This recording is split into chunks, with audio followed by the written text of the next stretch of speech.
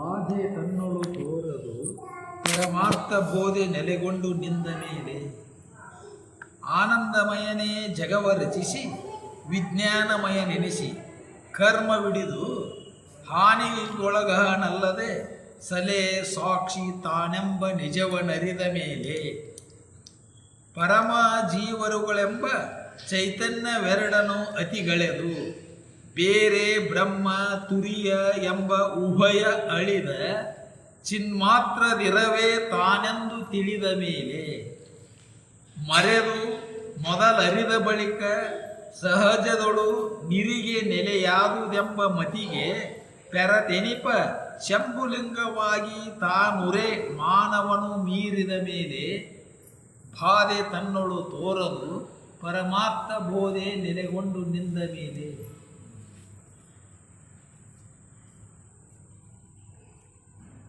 ಬಾಧೆ ತನ್ನೊಳು ತೋರದು ಪರಮಾರ್ಥ ಬೋಧೆ ನೆಲೆಗೊಂಡು ನಿಂದ ಮೇಲೆ. ಬಾಧೆ ಅಂದರೆ ದುಃಖ ಬಂಧನ ಅಂತ ಅನಿಸುತ್ತೆ. ದುಃಖ ಯಾಕೆ ಜಗತ್ತಿನ ತನ್ನ ಜೀವನ ಮಾಡ್ತಿದೆ ಅಥವಾ ಅಜ್ಞಾನದಿಂದ ತಾನಲ್ಲದ ತಾನು ತಿಳ್ಕೊಂಡು ಕೂತಿದೆ. ಆ ದುಃಖವನ್ನು ತಿಳ್ಕೋಬೇಕಂದ್ರೆ ಮತ್ತೊಂದು ಯಾವುದಾದ್ರು ಉಪಾಯ ಇದೆ ಅಂದರೆ ಯಾವುದು ಉಪಾಯ? ಅಜ್ಞಾನದಿಂದ ತಾನಲ್ಲದನ್ನು ತಾನು ತಿಳ್ಕೊಂಡು ಕೂತಿದೆ ದುಃಖ. ಯಥಾರ್ಥ ಜ್ಞಾನದಿಂದ ತನ್ನ ನಿಜ ಸ್ವರೂಪ ಮಾಡೋದ್ರ ಮೇಲೆ ದುಃಖ ತಾನ ಇಲ್ಲದಂಗೆ. ನಿಜವಾಗಿ ನೋಡಿದರೆ ದುಃಖ ಸುಖ ಅನುಭವ ಯಾವಾಗ ಐತಪ್ಪ ಇದು ಅನುಭವ ಯಾವಾಗ ಐತಂದ್ರೆ ಶರೀರ ಭಾವದಾಗ ಐತಿ. ಜಾಗರಲ್ಲಿ ಕನಸರಿಲ್ಲ. ಶರೀರ ಭಾವ ಇದ್ದಾಗ ದುಃಖ ಐತಿ. ಶರೀರ ಭಾವ ಹೋಯ್ತಂದ್ರೆ ದುಃಖನೇ ಇಲ್ಲ. ಶರೀರ ಭಾವ ತಪ್ಪಿದಾಗ ಬಳಲಿಕ್ಕೆ ಇಲ್ಲ, ದುಃಖ ಇಲ್ಲ. ಯಾವಾಗ ಶರೀರ ಭಾವ ಬರ್ತದೆ ಜಗತ್ತಿನ ಭಾವ ಬರ್ತದೆ, ನಾನು ನಂದು ಅನ್ನೋ ಭಾವ ಬರ್ತದೆ. ಈ ನಾನು ನಂದು ಅನ್ನುವಂಥದ್ದು ಎಲ್ಲ ಬಾಧೆ ಪಡುವಂಥದ್ದು ಐತಿ, ಅಂದರೆ ಕೆಟ್ಟು ಹೋಗುವಂಥದ್ದು. ಏನು ಹಿಡ್ಕೊಂಡು ಕುಂತಾನ ಅದು ಮನುಷ್ಯ. ಈ ಶರೀರ ಆಗಲಿ ಈ ಸಂಸಾರ ಆಗಲಿ ಇದು ಕೆಡುವಂಥವು. ಇದ್ರಾಗ ಅನುಕೂಲ ಪ್ರತಿಕೂಲ ಬಂದೇ ಬರೋದು. ಒಂದು ಅನುಕೂಲ ಆಗ್ತೈತಿ, ಒಂದು ಪ್ರತಿಕೂಲ ಆಗ್ತೈತಿ. ಒಮ್ಮೆ ಹಿತ ಅನಿಸ್ತೈತಿ, ಒಮ್ಮೆ ಅಹಿತ ಅನಿಸ್ತೈತಿ. ಒಂದು ಸಾಕು ಅನಿಸ್ತೈತಿ, ಮತ್ತು ಬೇಕು ಅನಿಸ್ತೈತಿ. ಒಂದು ಸುಖ ಅನಿಸ್ತೈತಿ, ಮತ್ತೊಂದು ದುಃಖ ಅನಿಸ್ತೈತಿ. ಇದಕ್ಕೆಲ್ಲದಕ್ಕೂ ಮೂಲ ಕಾರಣ ಏನಪ್ಪ ಅಂದ್ರೆ ಅಜ್ಞಾನ ಹುಷಾರು. ಅಜ್ಞಾನದಿಂದ ತಾನು ಅಲ್ಲದನ್ನು ತಾನು ಹಿಡ್ಕೊಂಡು ಕುಂತಿದ್ದ ಬಂಧನ. ಸಾಮಾನ್ಯನಿಗೆ ಇದು ಯಾಕೆ ನಿಲುಕುದಿಲ್ಲ ಅಥವಾ ಅನುಭವಕ್ಕೆ ಬರೋದಿಲ್ಲ ಅಂದರೆ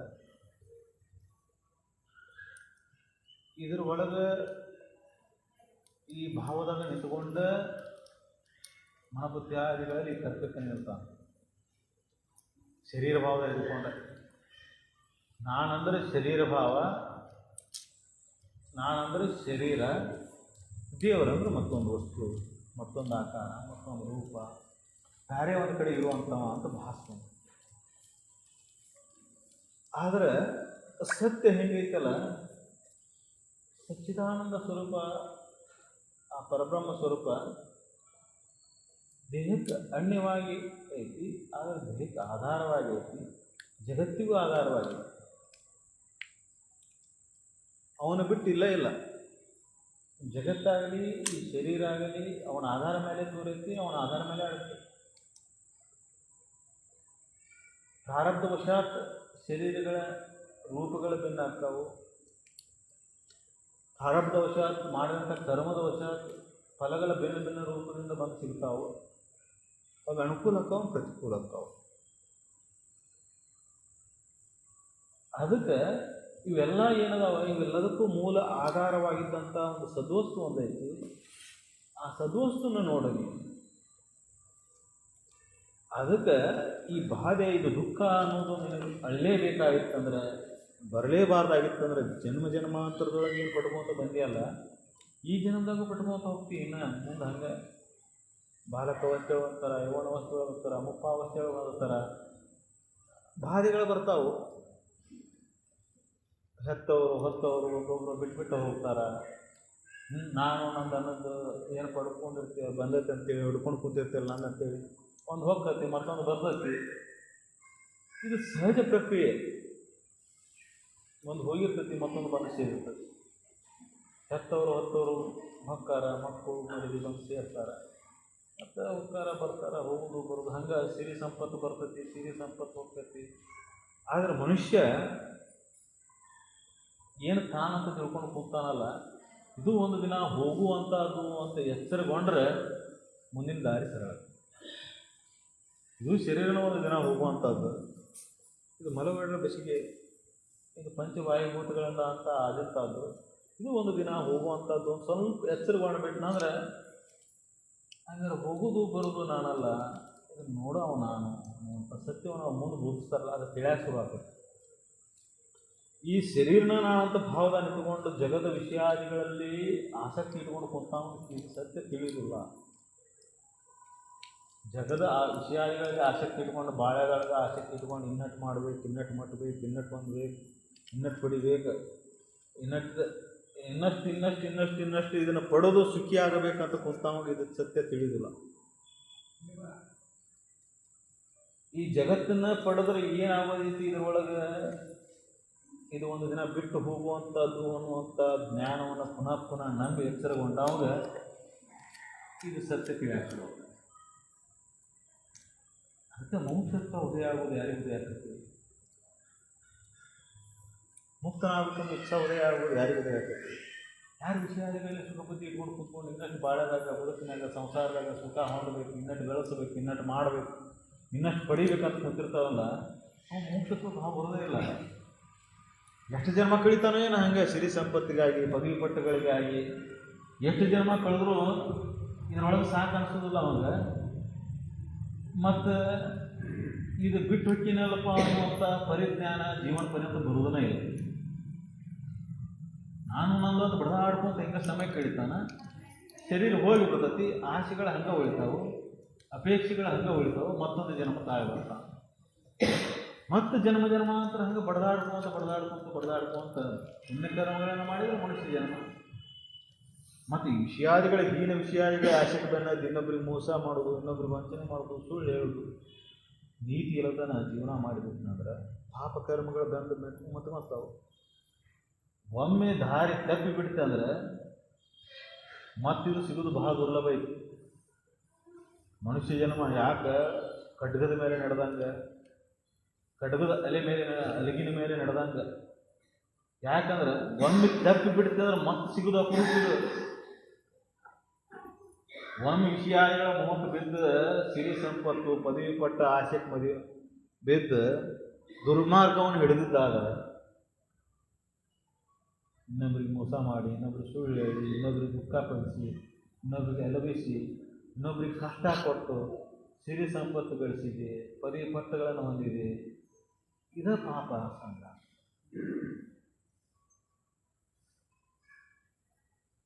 ಈ ಪಾಪ ಸಂಗ್ರಹ ಹೆಚ್ಚಿಗೆ ಹಾಕೋತ ಹೋಯ್ತು. ಈ ಮನುಷ್ಯ ಜನ್ಮದ ದಾರಿ ಮತ್ತೆ ಬಳಸಿರೋದು ಭಾಳ ದುರ್ಲಭ. ಒಂದು ಹಳಿ ತಪ್ಪಿಡುತ್ತೆ ಅಂದ್ರೆ ಮುಗಿದು ಹೋಗಿ ದಾರಿ ಮತ್ತೊಂದು ದಾರಿ ನಿಂತಿದ್ದು.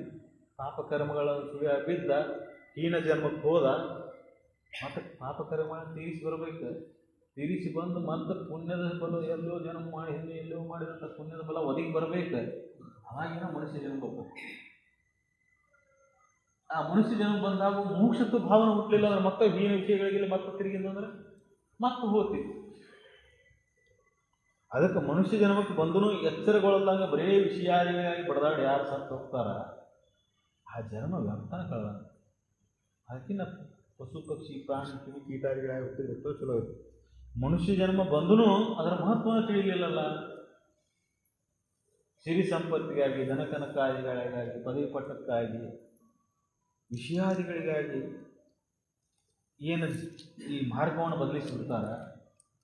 ಹೀನ ಮಾರ್ಗವನ್ನು ಹಿಡಿತಾರ, ಹೀನ ಪ್ರವೃತ್ತಿಯನ್ನು ಹಿಡಿತಾರ, ಆ ಜನ್ಮ ನಿರರ್ಥಕ ಆಗಿದೆ.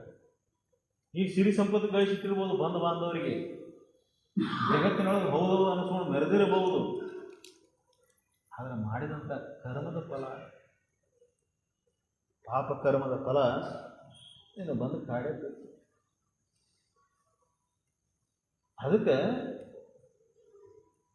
ಇದನ್ನು ಸ್ವಲ್ಪ ಎಚ್ಚರಿಕೆಯಿಂದ ಮಾಡೋದು. ಇವನು ಎದಕ್ಕಾಗಿ ಮಾಡಕತ್ತಿ? ಸಿರಿ ಸಂಪತ್ತು ಪದವಿ ಪಟ್ಟಕ್ಕಾಗಿ ಅಲ್ಲ, ದನ ಕನಕಾದಿಗಳಿಗಾಗಿ. ಎಲ್ಲ ಐಶ್ವರ್ಯಗಳು, ಅಷ್ಟ ಐಶ್ವರ್ಯಗಳು ನಿನ್ನ ಆಧೀನದೊಳಗಿದ್ರೂ ಸದ್ಯಕ್ಕೆ ಸುಖ ಹೊಂದಲಾರೆ. ಸುಖ ಅನ್ನೋದು ಜಗತ್ತಿನ ಯಾವ ವಸ್ತುಗಳನ್ನು ಆಧರಿಸಿಲ್ಲ.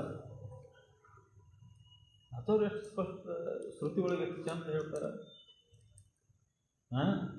ವಿಷಯಗಳು ಸುಖ ಕೊಡ್ತಾವ ಅಂತ ತಿಳ್ಕೊಂಡು ಮನುಷ್ಯ ಹಗಲಿ ರಾತ್ರಿ ದುಡಿತಾನೆ. ವಿಷಯಗಳ ಸಂಗ್ರಹಕ್ಕೆ ಬಿದ್ದು ಜೀವನನ ಕಳ್ಕೊಂಡು ಬಿಡ್ತಾನೆ. ವಿಷಯ ಸಂಗ್ರಹದ ಆಸೆಗೆ ಬಿದ್ದು ಜೀವನ ಕಳ್ಕೊಂಡು ಬಿಡ್ತಾನೆ. ಜೀವನದ ಅಂತ್ಯಕಾಲದೊಳಗೆ ಇವು ಎಲ್ಲ ವಿಷಯಗಳನ್ನ ಏನು ಗಳಿಸಿಟ್ಟಿದ್ನಲ್ಲ, ಇವು ಯಾವ ಕೆಲಸಕ್ಕೆ ಬರಲಾರ್ದು. ಯಾವ್ದಾರ ಬಂದು ಅವನ ಜೀವ ಉಳಿಸ್ಕೊತತೆ? ಯಾವುದೂ ಬರೋದಿಲ್ಲ. ಸಾಕಷ್ಟು ಸಿರಿ ಸಂಪತ್ತು ಗಳಿಸಿದ್ದಾನಪ್ಪ, ಕೋಟಿ ಗಂಟೆ ಗಳಿಸಿದ್ದಾನೆ, ಸುತ್ತಮುತ್ತಲು ಏನು ಬೇಕಾ ಅಂತ ಎಲ್ಲ ಡಾಕ್ಟರ್ಸ್ ನೇಮಿಸ್ಕೊಂಡು ಕೂತಾನಂದ್ರು ಹಣಪಕ್ಷ ಯಾರಿಗೆ ಬೇಕಾಗೋದು? ಯಾರು ಹಿಡ್ದಾರದಾರ? ಮುಗಿತದ್ರ ಅವಧಿ ಮುಗಿದ ಮೇಲೆ ಮುಗಿದೋತಿ. ಏನಾದ್ರೆ ಏನು, ಎಷ್ಟು ವಿದ್ವಾನ್ ಇದ್ರೆ ಏನು, ಎಷ್ಟು ಸಿರಿ ಸಂಪತ್ತು ಗಳಿಸಿದ್ರೆ ಏನು, ಎಂಥ ಪದವಿ ಒಳಗಿದ್ರೆ ಏನು, ರಾಜ ಮಹಾರಾಜರಿಗೆ ಬಿಟ್ಟಿಲ್ಲ, ಸಾವು ಬಿಟ್ಟದ್ದೆ. ಮತ್ತು ನೀನು ಯಾವಾಗ ಇಡೋದು ಲೆಕ್ಕ? ಇದನ್ನೆಲ್ಲ ಹೀನ ವಿಷಯಗಳ ಬೆನ್ನತ್ತಿ, ಸಿರಿ ಸಂಪತ್ತಿನ ಬೆನ್ನತ್ತಿ, ಅಧರ್ಮದಿಂದ ನಡೀತಿಯಲ್ಲ. ಆ ಅಧರ್ಮದಿಂದ ನಡೆದಿದ್ದ ಆದರೆ ದುಃಖ ತೆಪ್ಪಿದ್ದ. ಅದಕ್ಕೆ ಮನುಷ್ಯ ಜನ್ಮದಾಗ ಬಂದ ಮೇಲೆ ಏನು ಮಾಡಬೇಕು ಮೊದಲೇ ಅಂತಂದ್ರೆ, ಇದು ಅನಿಶ್ಚಿತ ಐತೆ ಅನ್ನುವಂಥ ಸತ್ಯವನ್ನು ಪುನಃ ಪುನಃ ನೆನಪು ಮಾಡ್ಬೋದು. ಮನುಷ್ಯ ಜನ್ಮ ಬಂದಿದ್ದ ನಿಶ್ಚಿತ ಇದೆ, ಹೋಗ್ಬಿಡ್ತೈತಿ. ಎಷ್ಟು ಗಳಿಗೆ ಇರ್ತೈತೋ, ಎಷ್ಟು ಸಮಯ ಇರ್ತೈತೋ ಗೊತ್ತಿಲ್ಲ. ಮತ್ತು ಇದ್ರೊಳಗೆ ಏನು ಪ್ರಾರಂಭದೊಳಗೆ ಬಂದಾವಲ್ಲ, ಇವೆಲ್ಲ ಹಿಂದೆ ಮಾಡಿದ ಕರ್ಮದ ಫಲದಿಂದ ಬಂದುಬಿಟ್ಟಾವ. ಹಾಗೆ ಇದನ್ನು ತಿದ್ದಿ ತೀಡಿ ಇದನ್ನು ಶುದ್ಧ ಮಾಡಿ ಶುಚಿ ಹಾಕಿದ್ರೆ ಸಾಕಿಲ್ಲ. ಏನು ರೋಗ ರುಜಿಗಳು ಬರುವ ಏನು ತೊಂದರೆಗಳ ಜೀವನದಾಗ ಬರುವ ಅವನ ಧೈರ್ಯದಿಂದ ಎದುರಿಸು. ಅದಕ್ಕೆ ಹೆದರಿ ಹಿಂದೆ ಸರಿ ಬೇಡ, ಅವನ ಧೈರ್ಯದಿಂದ ಎದುರಿಸು. ಭಾರತದ ಮೇಲೆ ಭಾರ ಹಾಕ, ಸತ್ಯದ ಮಾರ್ಗವನ್ನು ಹಿಡಿ, ಧರ್ಮದಂತ ನಡಿ, ಅವೆಲ್ಲ ತನ್ನಿಂದ ದೂರ ಸರಿತಾವ. ಆ ಬಾಧೆ ನಿನ್ನೊಳಗೆ ತೋರೋಲ್ಲ. ಬಾಧೆ ಯಾಕೆ ತೋರಾಕತ್ತೈತಿ ಅದನ್ನು ಹೇಳಕ್ತಾರ. ಯಾಕೆ ನಿನ್ನೊಳಗೆ ಇದು ಬಾಧೆ ತೋರಾಕತ್ತೈತಿ? ನೀನು ಸತ್ಯದ ಮಾರ್ಗವನ್ನು ಹಿಡಿದಿಲ್ಲ, ಸತ್ಯವನ್ನು ನಂಬಿಲ್ಲ, ಅಸತ್ಯವನ್ನು ನಂಬ್ಕೊಂಡು ಕೂತಿ. ಯಾವುದು ಕೆಟ್ಟು ಹೋಗ್ತೈತೋ, ಯಾವ್ದು ಬಿದ್ದು ಹೋಗ್ತೈತೋ, ಯಾವ್ದು ನಾಶ ಆಗ್ತೈತೋ, ಯಾವುದನ್ನು ಕರ್ಕೊಂಡು ಹೋಗಕ್ಕೆ ಹೋಗ್ತೈತೋ ಅಂಥದ್ದು ನಂಬ್ಕೊಂಡು ಕುಂತೀವಿ. ಸಿರಿ ಸಂಪತ್ತು ನಂಬ್ಕೊಂಡು ಕುಂತೀವಿ, ಪದವಿ ಪಟ್ಟ ನಂಬ್ಕೊಂಡು ಕುಂತೀವಿ, ಆಯುಷ್ಯ ಆರೋಗ್ಯ ನಂಬ್ಕೊಂಡು ಕುಂತೀವಿ. ಇವೆಲ್ಲ ಗತಿಸುವ, ಇವೆಲ್ಲ ಹೋಗೋ ಒಂದು ದಿನ. ಎಷ್ಟು ಜತನದಿಂದ ಕಾಪಾಡ್ತೇನೆ ಅಂದರೂ ಮತ್ತೊಂದು ದಿನ ನಾಶ ಆಗೋದಲ್ಲ. ಅತ್ಯಂತ ಸಾಮ್ರಾಜ್ಯ ಕಟ್ಟಿದ್ರು ಭೂಮಿ ಮೇಲೆ. ಯಾವ ಸಾಮ್ರಾಜ್ಯ ಉಳಿದತ್ತ ಭೂಮಿ ಮೇಲೆ ಸ್ಥಿರವಾಗಿ? ಮುಕ್ತರತ್ರಗಳ ಬೀದಿ ಬೀದಿಯಲ್ಲಿ ವ್ಯಾಪಾರ ಮಾಡಿದಂಥ ಯುಗದೊಳಗಿದ್ರು ನಾಶ ಆಗ್ಬೋದು.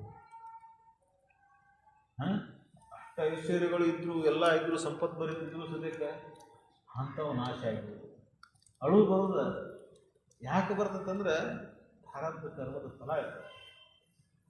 ಆ ಕರ್ಮದ ಫಲ ತೀರ್ತಿ ಅಂದ್ರೆ ಮತ್ತು ಮುಂದಿನ ಕರ್ಮದ ಫಲ ಅನುಭವಿಸಬೇಕಲ್ಲ.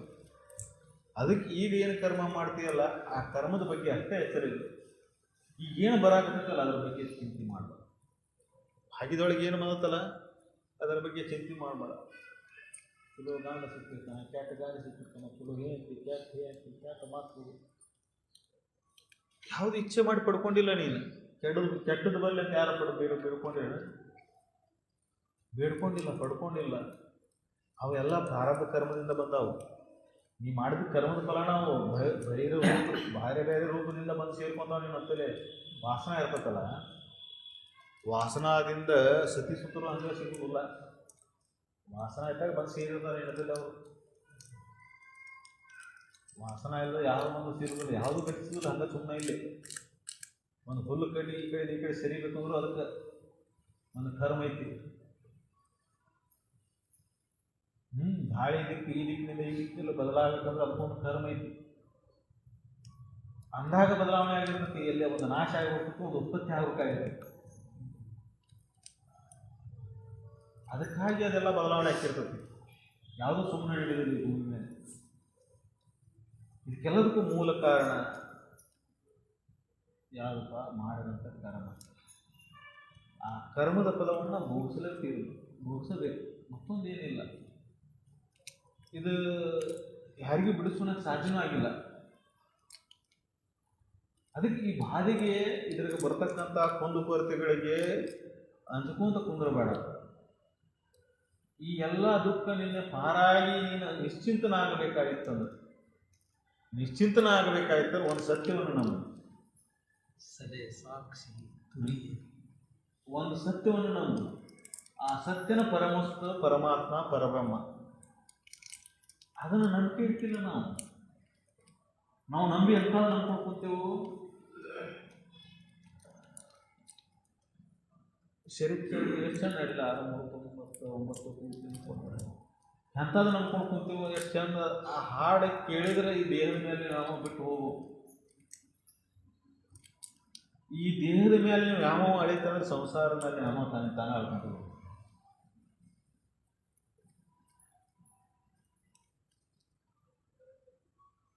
ಅಪ್ಪ ಅವರಿಗೆ ನಾನು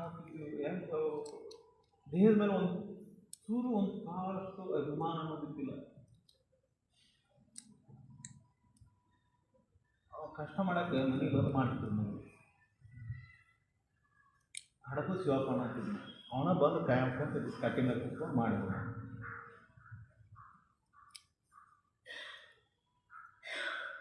ಅವ್ನು ಹೇಳಿ ಕಳ್ಸ್ಯಾರ ಬಂದೆ ಇವ್ರು ಹೋಗ್ಬೇಕಾಯ್ತು. ಅದೊಂದು ಅಜ್ಜಾರು ಒಂದು ಹಳೆ ಮಿಷನ್ ಇತ್ತು ಮಾಡ್ಕೊಂಡು ತೊಗೊಂಡು ಬಡ ತಾವ ಅದು ಅರ್ಧಂಬರ್ಧ ಕಟ್ಟಿಸ್ತೈತಿ, ಅರ್ಧಂಬರ್ಧ ಕಟ್ಟಿಸ್ತಿಲ್ಲ. ಟೈಮ್ ಐತಿ ಹಂಗೆ ಅದು ಅರ್ಧ ಕಟ್ಟಿಸ್ತೈತಿ, ಅರ್ಧ ಕಟ್ಟಿಸ್ತಿಲ್ಲ. ಅದ್ರ ಬಗ್ಗೆ ಲಕ್ಷಣ ಇಲ್ಲ, ಹೋಗ್ಬಿಡ್ತು ಮತ್ತು ಇವ್ರು ಹಂಗೆ ಸ್ನಾನ ಮಾಡಿ ಹಂಗೆ ಹೋಗ್ತಾರೆ. ಅವ್ನು ಕಟ್ಟಿ ಬಂದ ಪರ ಹೆಂಗೆ ಹೇಳಿದ್ರಂತ ನಮ್ಮ ಮನೆಯಾಗ ಇದ್ದಿಲ್ಲ, ಹುಡುಗ ಈ ಹೇಳಿದ ಬಂದೇನೆ ಅಂತ ಹೋಗ್ಬಿಟ್ರಿ. ಅವರು ಊರಿಗೆ ಹೋಗ್ಯಾರ. ಹಂಗೆ 2 ದಿನಕ್ಕೆ ಹಂಗೆ ಅವರು ದೇಹ ಭಾವ ಅವರಿಗೆ ಅಪ್ಪವ್ರದ್ದು ಹೆಂಗಿತ್ತಂದ್ರೆ ಸ್ಥಿತಿ, ಅರೇ ಕ್ಷಣದೊಳಗೆ ಶರೀರ ಭಾವದಿಂದ ಹೊರ ಬಂದ್ಬಿಡ್ತಿದ್ರು. ಒಂದು ಅರೇ ಕ್ಷಣ ಈ ದೇಹಕ್ಕೆ 103 ಬರ ಅಂದ್ರೆ ಮನುಷ್ಯ ಹೇಳ್ತಿರ್ತಾನೆ, ನಿಜ ಹತ್ತುದಿಲ್ಲ. ಅವ್ರಿಗೆ ಹೇಳಿ ಕೇಳಿ ಹಿಂಗೆ ನಿದ್ದೆ ಮಾಡಿಬಿಡ್ತಾನೆ. ಒಂದು ಕ್ಷಣದೊಳಗೆ ಶರೀರ ಆ ನಿದ್ರಾಸ್ಥಿತಿಗೆ ಜಾರಿ ಬಿಡೋದು ಆ ಕ್ಷಣದೊಳಗೆ. ಮತ್ತು ದೇಹಕ್ಕೆ ಎಂತೆಂಥ ತೊಂದರೆಗಳು ಬಂದಾಗೋದಕ್ಕೆ ದೇಹ ಭಾವವನ್ನು ತೆಗೆದು ಬಿಡ್ತಿದ್ರು. ಇದನ್ನ ಒಂದು ಏನೋ ಹೊಲಕ್ಕೆ ಹೋದಾಗ ಪೈಪ್ಲೈನ್ ಮಾಡ್ಸಕ್ಕೆ ಹೋದಾಗ ಪೈಪ್ಲೈನ್ ನಡ್ಸಕ್ಕೆ ಹೋದಾಗ ಪ್ಲ್ಯಾಂಚ್ ತಳಕ್ಕೆ ತೆಗೆದೇವಿ. ಮತ್ತು ಅವು ಕಬ್ಬಿಣದ್ದು ಅಲ್ಲ, ಅದನ್ನು ಹಿಂಗೆ ಇದು ಮಾಡಕ್ಕೆ ಹೋಗಿ ಅದನ್ನ ಲಕ್ಷ್ಯ ಇದಿಲ್ಲ, ಮ್ಯಾಲೆ ಬಿದ್ದರೆ ಬುರು ಹೋಗ್ಬಿಟ್ಟದ. ಪೇಟ್ ಹತ್ತಿ ಅಂತೇಳಿ ನಾ ಹಿಂಗೆ ಲೇಕ್ ಹೋದ್ನಿ, ಹೆಸ್ರಿ ಹತ್ಕೊಳಕತ್ತಿ ಅಂತಂದು ಹೊಸ್ತನ ಬದಲಿ ಒಳ್ಳೆ 2 ತಾಸು ಅಡ್ಡಾಡೇವಲ್ಲಿ. ಅದ್ರ ಕಡೆ ಲಕ್ಷ್ಯ ಇಲ್ಲ. ಆಶ್ರಮಕ್ಕೆ ಬಂದೇವೆ. ಆಶ್ರಮಕ್ಕೆ ಬರೋಮಟನೂ ಏನಿಲ್ಲ. ಒಬ್ರು ಬಂದು ನೀರು ತೊಗೊಂಡು ಊರಿನ ಕಡೆ ಬಂದಿತ್ತು. ಇವ್ರನ್ನ ಅಪ್ಪರ ಈಗ ಬಂದ್ರನ್ನ ಅಂತ ಅವ್ರನ್ನ ಮಾತಾಡ್ಸಿದ್ರೆ ಈಗ ಬಂದೆ ಆರಾಮ ಅಂತ ಮಾತಾಡ್ಸಿಂದ ಮತ್ತು ಲೌಕಿಕ ಹೋಗಿ ಹೊರಗೆ ಬಂದ್ರಲ್ಲ. ಆಮೇಲೆ ನಮ್ಮ ಕಾಲು ಹಿಂಗೆ ತುಳ್ಯಾಕೆ ಹೋದ. ಅವಾಗ ಮಾಡಿದ್ವಿ. ಅಲ್ಲಿ ಮಠ ಇಲ್ಲ, ಲೌಕಿಕವಾಗಿ ಹೊರಗೆ ಬಂದಾಗ ಅಂದ್ರೆ ಅರೇಕ್ಷಣದೊಳಗೂ ಅವರು ನೋಡ್ತಿಲ್ಲ. ಇದು ನಾವು 5ನೇ 6ನೇ ಇರುವಾಗ ಹಳೆ ಆಶ್ರಮ ಜ್ವರ ಬಂದಿದ್ದು. ಇಲ್ಲಿ ಮಲ್ಲಿವಾಡಕ್ಕೆ ಹೋಗಿ ಬಂದಿದ್ದು. ತುಂಬ ಕಾಲು ಚಳಿ ಜ್ವರ ಭಯಂಕರ, ಭಾಳ ಜ್ವರ ಇದ್ದವು. ಭಾಳ ಜ್ವರ ಅದಾಗಲೇ 1 ಹಚ್ಚಿದ್ವಿ, 2 ಹಚ್ಚಿದ್ವಿ, 3 ಹಚ್ಚಿದ್ವಿ. ಮತ್ತು ಹೊಚ್ಚಿಂದ 6 ಗಂಟೆ ಆಗಿರ್ತಾರೆ. ಶಾಸ್ತ್ರಕ್ಕೆಲ್ಲರೂ ಆಮೇಲೆ ಬರೋರಲ್ಲ ಸ್ವಲ್ಪ ರೆಸ್ಟ್ ಮಾಡಿಬಿಡ್ರಿ ಅಂತ ನಾನು ಅದಕ್ಕಿಂತ ನನಗಾಗೈತಿ ನಾನು ಮತ್ತು ಕೊಡ್ತೀನಿ ಚಲೋ ಮಾಡಿಬಿಡ್ತಿಂದ ಅಷ್ಟೋ ಮಟ್ಟ ಇದು ಮಾಡತ್ತಲ್ಲ ಶಾಸ್ತ್ರ ಚಲೋ ಆಗಿದ್ದು ಒಂದು ಮೈ ಮೇಲೆ ಎಲ್ಲಿ ಅವು 3 ಹೊಚ್ಚಿದ್ದವು ಏನೇನು ಹೊಚ್ಚಿದ್ದೀವಿ ಒಂದೂ ಇಲ್ಲ. ಮಾಡಿ ಜ್ವರನೂ ಇಲ್ಲ, ಡಾಕ್ಟ್ರ್ ಔಷಧವೂ ಇಲ್ಲ. ಇದು 400 ಅಂದ್ರೆ ಎಷ್ಟೊಂದು ಜನ್ಮಾಂತರ ಸಾಧನೆ ಇತ್ತು ಗೊತ್ತಿಲ್ಲ. ಆ ದೇಹ ಭಾವವನ್ನು ದೇಹವನ್ನು ನಾನಲ್ಲ ಅನ್ನೋದು ಅತ್ಯಂತ ಗಟ್ಟಿಯಾಗಿ ಒಳಗೆ ಓದು ಬಿಟ್ಟಿರ್ತದೆ. ಈ ದೇಹಕ್ಕೆ ಏನಾದರೂ ಆ ದೇಹದ ಪರಿಸ್ಥಿತಿ ಅದನ್ನು ನೋಡಿದರೆ ಅಂಥ ಪರಿಸ್ಥಿತಿ ಒಳಗೂ ಅದು ಅಷ್ಟೊಂದು ಲವಲೈಕಿಂದ ಇರಬಾರ್ದು. ಅದು ಆದರೆ ಅಳ್ತಿದ್ದೀವಪ್ಪ ಅವ್ರ ಬೆನ್ನು ಹತ್ತಿ ಹರಿದ ಹುಡುಗ ಹೋಗೋದು ಹಾಕಿದ್ದಿಲ್ಲ. ಅಂದ್ರೆ ದೇಹ ಭಾವ ನಾವು ಈ ದೇಹಕ್ಕೆ ಸೀಮಿತಗೊಳ್ಕೊಂಡ್ವಿ ಅಂದ್ರೆ ಬಂದರ ಕಾರಣ. ದೇಹ ಭಾವವನ್ನು ಮೀರಿ ನಿಂತಾಗ ಇದೆಲ್ಲ ತಾನೇ ನಡೀತಾ ಇರ್ತದೆ. ಅದನ್ನ ಹೇಳ್ತಾರೆ ಅವರು, ಹಾಗೆ ತನ್ನಳು ತೋರಲು ಪರಮಾರ್ಥ ಬೋಧನೆ ನಿಂದ ಮೇಲೆ. ಪರಮಾರ್ಥ ಶ್ರೇಷ್ಠವಾದಂಥ ಸದ್ವಸ್ತುವಿನ ಆ ಸತ್ಯದ ಕುರಿತು ಚಿಂತನೆ ನಡೆದ ಮೇಲೆ, ಅದು ತಿಳಿದ ಮೇಲೆ, ಅನುಭವ ಹೊಂದಿದ ಮೇಲೆ ಬಾಧೆ ಅನ್ನೋದು ನಿನಗೆ ಬರೋದೇ ಇಲ್ಲ ನೋಡಪ್ಪ, ಕೆಡಕ್ ಅನ್ನೋದು ನಿನಗಿಲ್ಲ ಇಲ್ಲ ನೋಡು, ಅಂತ ಅನ್ನೋದು ನಿನಗಿಲ್ಲ ಇಲ್ಲ. ಸಲೆ ಸಾಕ್ಷಿ ಎಲ್ಲದಕ್ಕೂ ಸಾಕ್ಷಿ ಸ್ವರೂಪನ ತುರಿಯ ನಿಜ ನಾನೆಂಬ ನಿಜವನ್ನರಿದವಿ. ತೂರ್ಯಾತೀತ ಅಂತ. ತೂರ್ಯ ಅಂದ್ರೆ ಸಾಧಕ ವಸ್ತು ಒಳಗೆ ಇದಕ್ಕೆಲ್ಲದಕ್ಕೂ ಸಾಕ್ಷಿ ಸ್ವರೂಪನ ನನಗೆ 4ನೇ ಗಾವ ಅನ್ನೋ ಭಾವ.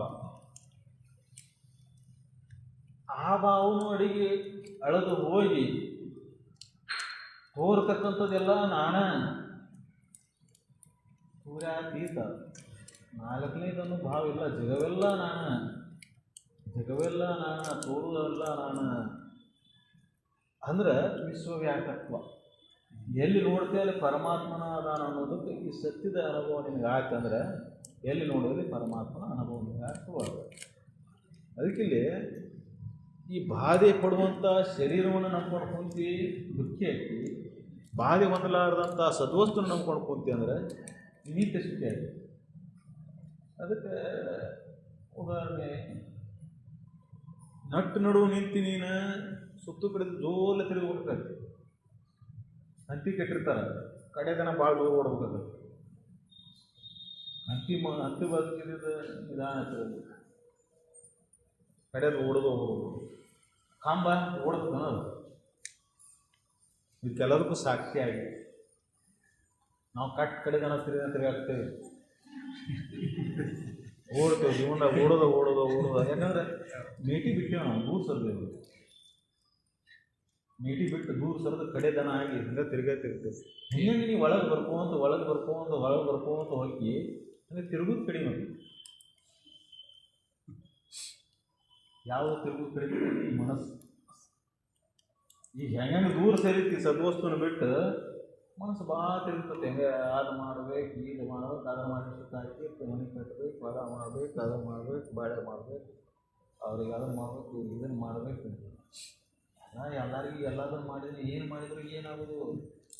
ಅಡಿಗೊಂದು ದಿನ ಆಗೋದ. ಮತ್ತು ಅದಕ್ಕಿದ್ರೆಲ್ಲ ಚಿಂತೆ ಬಿಡು, ಮಾಡಬಾರ್ದಂತಲ್ಲ. ಅದಕ್ಕೆಲ್ಲ ಮೇಲೆ ಚಿಂತೆ ಬಿಡು. ನಾನಾ ಎಲ್ಲ ಅಂತೇನು ಭಾರ ಹೊತ್ಕೊಂಡು ಕುಂತಿಯಲ್ಲ, ಈ ಭಾರವನ್ನು ಬಿಟ್ಟು ತೆಗೆದು ಹಾಕಿ ಎಲ್ಲ ನಡೆಸೋಪ್ಪ ಹೋದಾನ. ನಾನು ನಿಮಿತ್ತ ಮಾತ್ರ ಅದೇನಿ, ಎಲ್ಲ ನನ್ನಿಂದನೇ ಆಕೈತೆ ಅನ್ನೋ ತಿಳ್ಕೊಂಡು ಕೂತಿಯಲ್ಲ, ತಪ್ಪು ತಿಳುವಳಿಕೆಯನ್ನು ತೆಗೆದು ಹಾಕಿ. ಎಲ್ಲ ನಡೀತಿರ್ತೈತಿ, ನೀನಿಲ್ಲನೂ ನಡೀತೈತಿ,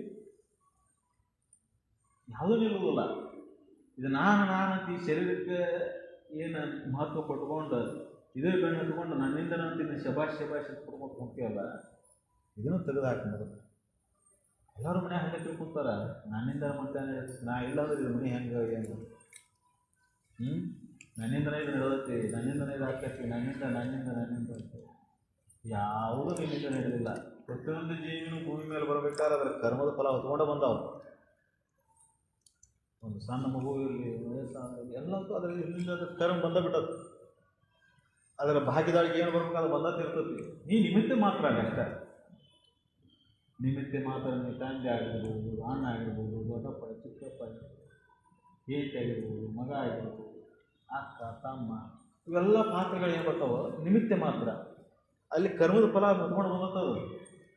ಅದಕ್ಕೆ ಏನು ಭೋಗ ಭಾಗ್ಯಗಳು ಸಿಗಬೇಕು ಸಿಗ್ತಾವ, ಅದು ಏನು ಸಿರಿ ಸಂಪತ್ತು ಬರ್ಬೇಕು ಬರ್ತದೆ, ಅದಕ್ಕೆ ಏನು ರೋಗ ರುಜಿಗಳು ಬರ್ಬೇಕು ಬರ್ತಾವ, ಏನು ತೊಂದರೆಗಳು ಬರ್ಬೇಕು ಅದ್ರ ಕರ್ಮದ ಫಲ ಅದು ಹಿಂಬಾಲ ಬಂದ್ಬಿಡ್ತಾವ. ಈ ಸುಮ್ಮನೆ ನಿಮಿತ್ತ ಮಾತ್ರ. ಹೆಂಗೆ ಎಲ್ಲ ಜೀವಿಗಳನ್ನು ಇಲ್ಲಿ ಹೊತ್ಕೊಂಡು ಬಂದಾವ. ನೀ ನಾ ಮಾಡ್ತೀನಿ, ನನ್ನಿಂದನೇ ನಡೆಯುತ್ತೀನಿ, ನನ್ನಿಂದನೇ ಸಾಧ್ಯ ಐತೆ ಅಂತ ತಿಳ್ಕೊಂಡು ಭಾರ ಹೊತ್ಕೊಂಡು ಕುಂತಿಯಲ್ಲ, ಈ ಭಾರ ನಿನ್ನಷ್ಟಕ್ಕೆ ನೀನು ತಿಳ್ಕೊಂಡು ಕುಂತಿದ್ದಿದ್ದು. ಯಾವುದೂ ನಿನ್ನಿಂದ ಅಲ್ಲ, ಎಲ್ಲ ಪರಬ್ರಹ್ಮಣ ಸ್ವರೂಪದಿಂದ ಪರಬ್ರಹ್ಮಣ ಆಧಾರ ಮೇಲೆ ನಡೆಯಾಕತ್ತೈತಿ. ಆ ತತ್ವದ ಆಧಾರ ಮೇಲೆ ನಡೆಯಾಕತ್ತೈತಿ. ಇವೆಲ್ಲ ದನ ತಿರ್ಗಾಕತ್ತೆ, ಎದಕ್ಕೆ ತಿರ್ಗಾಕತ್ತೆ? ಇವು ಪರಬ್ರಹ್ಮಣ ಆಧಾರ. ನೀಟ್ ಐತೆ ಅಂತ ಇವೆಲ್ಲ ಅಲ್ಲೇ ತಿರ್ಗಾಕತ್ತಾವ. ಹಂಗೆ ನೀ ಹೆಂಗೆ ಆ ಸದ್ವಸ್ತುವಿನಿಂದ ದೂರ ಸರಿತೀಯಲ್ಲ, ಹಂಗೆ ಭಾಳ ತಿರುಗಿ ಭಾಳ ಅನ್ಕೊಂತಿ.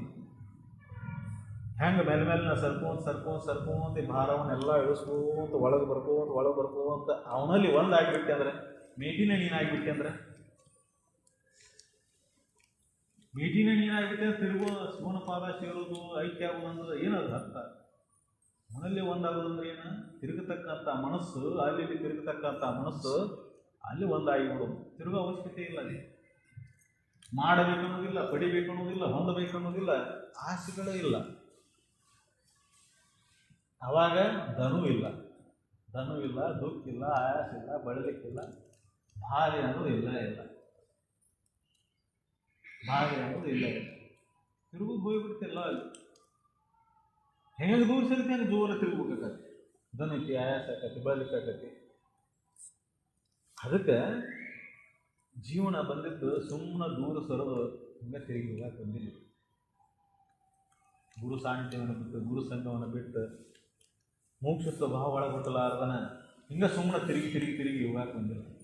ಎಷ್ಟು ತಿರುಗಿ, ಎಷ್ಟು ಗಳಿಸಿ, ಎಷ್ಟು ಕೂಡಿಟ್ಟರೆ ಏನು ಮಾಡೋಣ ರೀ? ಇದು ಯಾವುದೂ ಉಪಯೋಗ ಬರೋದಿಲ್ಲ. ಉಪಯೋಗ ಬರೋದು ಒಂದೇ. ಎಷ್ಟು ಬೇಗ ಇದನ್ನು ತಿರುಗೋದು ಬಿಟ್ಟು ಅವನ ಸಾಮೀಪ್ಯಕ್ಕೆ ಬರ್ಕೋತ ಹೋಗಿ ಕಡಿತ ಅವನಲ್ಲೇ ಒಂದಾಗಿ ಬಿಡ್ತಿ. ತಿರುಗುದು ಬಂದಾಗಿ ಬಿಡುತ್ತೆ. ನೀನ ಶಾಂತ ಸ್ಥಿತಿ, ನೀನು ರಾಜರ ರಾಜ, ಚಕ್ರವರ್ತಿಗಳ ಚಕ್ರವರ್ತಿ. ಎಷ್ಟು ಚಂದ ಹೇಳ. ನನ್ನ ನೋಡಿ ಇಂದ್ರ ಬ್ರಹ್ಮರು ಹಸಿಬಿಡು. ಎಷ್ಟೊಂದು ಮಹತ್ವ, ಎಷ್ಟೊಂದು ಆನಂದ ಐತಿ ನೋಡಿ. ನಿಮ್ಮ ಮನಸ್ಸು ಒಂದು ಅರೆಕ್ಷಣವನ್ನು ನಿಂದಿರಿಸಿ ನೋಡಿ. ನೀವು ಯಾರ ವೇದ ಪರಿಸ್ಥಿತಿ ಹೇಳ್ಯಾರಂತೇಳಿ ಮತ್ತೊಂದು ಆಗ್ರಂತ ಬರ್ತೈತಿ, ಈಗಂತ ಬರ್ತೈತಿ ಅಂತ ಹೇಳ್ಬೇಡ್ರಿ. ನೀವೇ ಒಂದು ಅರೆಕ್ಷಣ ನಿಮ್ಮ ಮನಸ್ಸನ್ನು ನಿಲ್ಸಕ್ಕೆ ಪ್ರಯತ್ನ ಮಾಡಿ ನಿಲ್ಲಿಸಿ ನೋಡಿ. ಆ ಆನಂದದ ಅನುಭವಕ್ಕೇನು ಮಾತ್ರ ನೀವು ಹರಿದಾಡ್ತಕ್ಕಂಥ ಮನಸ್ಸು ಸಾಧನೆ ಮಾಡ್ಬೇಕು, ಇದನ್ನು ಮಾಡ್ಬೇಕಂತ ಮಾತ್ರ ದನಿತೈತಿ, ಬೆಳತೈತಿ, ಆಯಾಸ ಆಕತಿ, ಮತ್ತೆ ಕಡೆಗೆ ನಿದ್ರೆ ಒಳಗೆ ಅಂಥ ಆನಂದ ಐತಿ. ಅದಕ್ಕೆ ಸುಮ್ಮನೆ ಒಳಗೆ ಸರ್ಕೋತ ಬೇಕು. ತಾನೇ ತನ್ನೋಡು. ಅದಕ್ಕೆ ಆ ಪ್ರತ್ಯೇಕ ಐತಿ ನೋಡೋಣ. ತನ್ನ ನಿಜವನ್ನು ನೋಡಲು ಪರಮಾನಂದ ಚಿರಕಂಡ ಸ್ವರೂಪ. ಎಂಥ ಸ್ವರೂಪ ಐತಿ ಪಾಣಿಂದ ಅಂದ್ರೆ ಕೆಟ್ಟ ಹೋಗುವಂಥ ಸ್ವರೂಪ ಇಲ್ಲನಿಂದ, ನಾಡುವಂಥದ್ದು ಇಲ್ಲನಿಂದ, ಅಳಿಸುವಂಥದ್ದು ಇಲ್ಲನಿಂದ. ನಿಂದು ಕಾಲದ ಅವಧಿ ಒಳಗಿಲ್ಲ, ಇವತ್ತಿದ್ದು ನಾಳೆಗಿಲ್ಲ ಅನ್ನುವಂಥದ್ದಲ್ಲ. ನೀನು ಹೆಂಗಿದೆ ಅಂದರೆ ಕಾಲದ ಅವಧಿ ಒಳಗೆ ಖಂಡಿತ ಆಗಿಲ್ಲ. ಅಖಂಡ ಸ್ವರೂಪ, ವಿಶ್ವವ್ಯಾಪಿ ನೀನು. ಅಂಥದ್ದು ಬಿಟ್ಕೊಂಡು ನೀ ಹೆಂಗಾಗಿ ಕಾಲದ ಅವಧಿ ಒಳಗೆ ಸಿಕ್ಕ 30 ವರ್ಷ, 60 ವರ್ಷ, 70 ವರ್ಷ, 90 ವರ್ಷ ಶರೀರ ಭಾವದೊಳಗಿದ್ದು ನಾನು ಹುಟ್ಟಿದ್ದೀನಿ, ನಾನು ಸಾಯಿದ್ದೀನಿ. ಅದಕ್ಕೆ ಜ್ಞಾನಿಗಳಿಗೆ, ಸತ್ಪುರುಷರಿಗೆ ಜೀವನದ ಮೇಲೆ ಹಂಗಿರುವುದಿಲ್ಲ, ಪಡಿಬೇಕನ್ನೋ ಇಚ್ಛಾ ಇರುವುದಿಲ್ಲ. ಆನಂದದೊಳಗೆ ಮಲಗಿರ್ತಾರೆ, ಮೇಟಿನ ಆಗಿರ್ತಿರ್ತಾರೆ. ತಾನೇ ತನ್ನೋದು ಆರೋಗ್ಯದೆಲ್ಲ ಬಿಟ್ಕೋತ ಒಳಗೆ ಸರದು ಬಂದು ಆನಂದದ ಭಾವ ಹೋಗುತ್ತೆ. ಇದನ್ನು ಪ್ರಯತ್ನದಿಂದ ಎಲ್ಲರಿಗೂ ಸಾಧ್ಯ. ಪ್ರಯತ್ನ ಮಾಡ್ಬೇಕಲ್ಲ ನಾವು. ಪ್ರಯತ್ನ ಮಾಡ್ಕೋತ ಜಪತಪಾದಿಗಳನ್ನು ಮಾಡ್ಕೋತ, ನಾಮಸ್ಮರಣೆ ಮಾಡ್ಕೋತ, ಜಗದಲ್ಲಿದ್ದಂಥ ಒಲವನ್ನು ಕಡಿಮೆ ಮಾಡ್ಕೊಂಡು ಏನು ಮಾಡ್ಬೇಕು, ಅದನ್ನು ಮಾಡ್ಬೇಕು, ಇದನ್ನು ಮಾಡ್ಬೇಕು, ದಿನ 24 ತಾಸು ಕುತ್ಕೊಂಡು ಬಾಳೆದ ಚಿಂತೆ ಮಾಡೋದು ಬಿಡಬೇಕು, ಗುರುನಾಮಸ್ಮರಣೆ ಮಾಡೋದು, ಜಪತಪಾದಿಗಳನ್ನು ಮಾಡೋದು, ಸೇವಾ ಸತ್ಕರ್ಮಗಳನ್ನು ಮಾಡೋದು, ಒಂದು ಕಸ ಹೊಡಿಬೇಕು, ಸ್ವಲ್ಪ ಇದನ್ನು ಮಾಡಬೇಕು, ಸ್ವಲ್ಪ ಧ್ಯಾನ ಕೊಡಬೇಕು, ಗುರು ನೆನೆಸ್ಬೇಕು, ಜಗತ್ತನ್ನು ಮರಿಬೇಕು. ಮುಖ್ಯ ಇಲ್ಲಿ ಏನೈತಿ, ಜಗತ್ತಿನ ಈ ಸಂಸಾರವನ್ನು ಮರೆತು ಕುಂದ್ರಬೇಕು. ನಾವು ಈ ಸಂಸಾರವನ್ನು ಒಳಗೆ ಇಟ್ಕೊಂಡು ಒಳಗೆ ಬರ್ತೇವೆ. ಸಮಸ್ಯೆ ಎಲ್ಲಿ ಆಗತ್ತಂದ್ರೆ, ಯಾಕೆ ಬ್ರಹ್ಮಬೋಧಿ ನಮಗೆ ಮೇಲಕ್ಕವಲ್ಲ ಅಂದ್ರೆ ಸಂಸಾರವನ್ನು ಕಟ್ಕೊಂಡು ಬಂದಿರ್ತಾನೆ. ಅದಕ್ಕೆ ಈ ಸಂಸಾರ ಕಟ್ಕೊಂಡು ಬಂದ ಮೋಕ್ಷ ಅಲ್ಲ. ಈ ಸಂಸಾರವನ್ನು ಅಲ್ಲೇ ಬಿಟ್ಟು ಮೋಕ್ಷತ್ವ ಭಾವದಿಂದ ಯಾವ ಬರ್ತಾನ ಅವನು ನಿಜವಾದ. ನಾನು ಸದ್ಗುರುನಾಥ ಇಲ್ಲಿ ಬಂದೆ, ನನ್ನ ಮೇಲೆ ಸಂಸಾರದ ಏನೇ ನನಗೆ ಗಾಡಿ ಗಾಡ ಅದು ಅಲ್ಲೇ ಇರುವಲ್ಲ. ಎಷ್ಟು ಮಾಡಿದ್ರೆ ಏನು, ಎಷ್ಟು ತಿಕ್ಕಿದ್ರೆ ಏನು, ಎಷ್ಟು ತೊಳೆದ್ರೆ ಏನು, ಎಷ್ಟು ಇದನ್ನು ಮಾಡಿದ್ರೆ ಏನು, ಒಂದು ದಿನ ಹೋಗೋದು ಅದು. ಅದಕ್ಕೆ ಅದರ ಗೊಡುವೆ ನನಗೆ ಬೇಡ ಬೇಡ, ಇಲ್ಲಿ ಬಂದೇನಂದ್ರೆ ಇದಷ್ಟೇ. ನಿನ್ನ ಸೇವಾ ಸತ್ಕರ್ಮಗಳನ್ನು ಮಾಡ್ತೇನೆ, ನಿನ್ನ ಸಂಘದೊಳಗೆ ಬಿಡ್ತೀನಿ. ಹೆಂಗೆ ಒಂದೊಂದು ಬಿಟ್ಕೊಂಡು ಒಳಗೆ ಸರ್ಕೋಂತ ಒಳಗೆ ಬಂದು ನೀವು ಒಳಗೆ ಉಳ್ಕೊಂಡು ಬಿಡು, ಆ ಆನಂದ ಹೆಂಗೈತಿ ನೋಡಿ. ಅದಕ್ಕೆ ಗರ್ಭಗುಡಿ ಅಂತ ಮಾಡಿದ್ರು. ಇದು ಹೊರಗಿನ ತೋರಿಕೆಗೆ ಹೊರಗಿನ ಗರ್ನ ಎಲ್ಲ ತಗೊಂಡು ಒಳಗೆ ಬಂದು ಜಗತ್ತೆಲ್ಲ ಮರೆತು ಅಲ್ಲಿ ಐಕ್ಯ ಆಗಿಬಿಡೋದು. ಹಂಗೆ ನೀನು ಒಳಗೆ ಸರದು ಮನಸ್ಸು ಮಹಾಮೌನಕ್ಕೆ ಜಾರಿ ಆನಂದದೊಳಗೆ ಐಕ್ಯ ಆಗಿಬಿಟ್ಟೆ ಅಂದರೆ ಆನಂದನ ಆನಂದ. ಅದಕ್ಕೆ ತಾನೇ ತನ್ನಳು ಅಂತ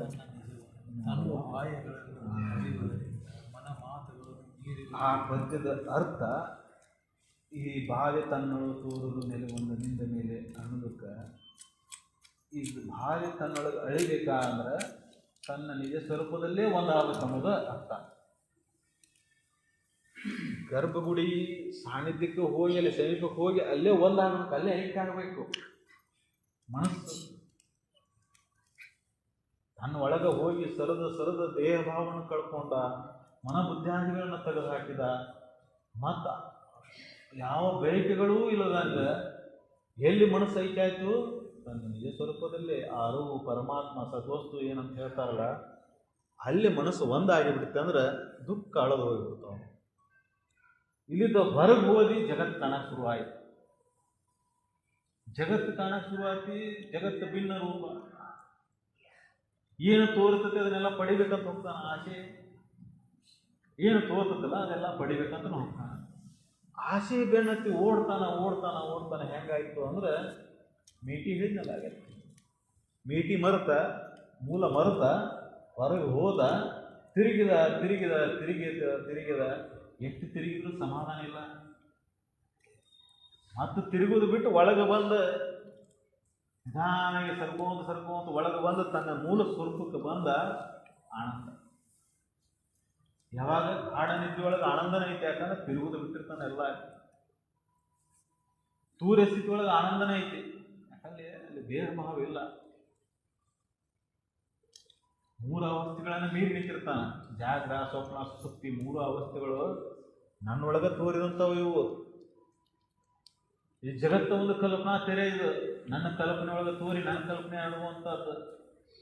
ಇಂಥ ಜಗತ್ತಿನ ಆಟ ನನ್ನ ಮುಂದೆ ಏನಲ್ಲ. ಇದು ಏನು ಮಾಡಿದ್ರು ಕೌಡಿ ಕಾಸಿನ ಕಿಮ್ಮತ್ತಿಲ್ಲ. ಒಂದು ಕಾಸಿನ ಕಿಮ್ಮತ್ತು ಇದಕ್ಕಿಲ್ಲ ಜಗತ್ತಿಗೆ, ನನ್ನನ್ನು ಹೋಲಿಸಿ ನೋಡಿದಾಗ. ಅದಕ್ಕೆ ನೀನು ರಾಜರ ರಾಜ, ಚಕ್ರವರ್ತಿಗಳ ಚಕ್ರವರ್ತಿ, ನಿನ್ನನ್ನು ಕಂಡು ಇಂದ್ರ ಬ್ರಹ್ಮರು ಅಸೂಯೆ ಪಡುವರು. ಸಮಾನವಾಗಲ್ಲ. ಅದಕ್ಕೆ ಆ ಬ್ರಹ್ಮಜ್ಞಾನವನ್ನು ಆದ್ಮೇಲೆ, ಆ ಸದ್ವಸ್ತುವಿನ ಆಧಾರದೊಳಗೆ ನೀವು ಉಳಿದ ಮೇಲೆ, ಆ ಸದ್ವಸ್ತುನ ನೀನಾದ ಮೇಲೆ ಈ ಜಗತ್ತಿನ ಎಲ್ಲ ವಿಷಯಗಳು ಒಂದು ಹುಲ್ಲು ಕಟ್ಟಿಗೂ ಸಮಾನ ಆಗುವುದಿಲ್ಲ. ಅದಕ್ಕೆ ಜ್ಞಾನಿಗಳಿಗೆ, ಸತ್ಪುರುಷರಿಗೆ ಜಗತ್ತಿನೊಳಗೆ ಏನಾರು ಪಡಿಬೇಕು ಅನ್ನೋ ಆಸೆ ಉಳಿದಿರೋದಿಲ್ಲ. ಏನು ಕೇಳುವಂಥದ್ದು ಇರೋದಿಲ್ಲ ಅವರಿಗೆ. ಮತ್ತು ನೀನು ಕೊಡ್ತೀಯ ಅವರಿಗೆ? ಕೊಡುವಂಥ ಸಾಮರ್ಥ್ಯ ನಿನಗೈತೆ. ಏನಾದರೂ ಬೇಡ್ಕೊಂಡು ಅಷ್ಟೇ, ನನ್ನೂ ನಿನ್ನಂಗೆ ಮಾಡ್ಕೊರಪ್ಪ. ಮತ್ತೊಂದು ಏನು ಬಿಡುವಂಗಿಲ್ಲ, ನನ್ನೂ ನಿನ್ನಂಗೆ ಮಾಡ್ಕೊ ಅನ್ನೋದು ಒಂದ. ಮತ್ತೊಂದು ಏನಾರ ಬೇಡಿದೀವಿ ಹೋದಿ ಮತ್ತೆ ತಿರ್ಗಾಕ, ಮತ್ತೊಂದು ಏನಾರ ಬೇಡಿದಿ ಮತ್ತೆ ತಿರ್ಗಾಕ ಹೋದೆ, ಮತ್ತೆ ನಮಗೆ ಕಾಟ್ ಶುರು ಆಯ್ತು, ಮನಿ ಸುದ್ದ ಆಗಲಿ, ಹೊಲ ಸುದ್ದ ಆಗಲಿ, ಬಾಳೆ ಸುದ್ದ ಆಗಲಿ, ಗಂಡ ಚಲೋ ಆಗಲಿ, ಹೆಣ್ಣು ಚಲೋ ಆಗಲಿ, ಮಕ್ಕಳು ಚಲೋ ಆಗಲಿ, ಇದು ಒಂದು ಚಲೋ ಆಗಿರ್ತದೆ, ಮತ್ತೊಂದು ಕೆಟ್ಟಿರ್ತದೆ. ಮತ್ತೆ ಅದನ್ನು ಬಿಡ್ಕೊಳಕ್ಕೆ ಮತ್ತೆ ಬಿಡುದ?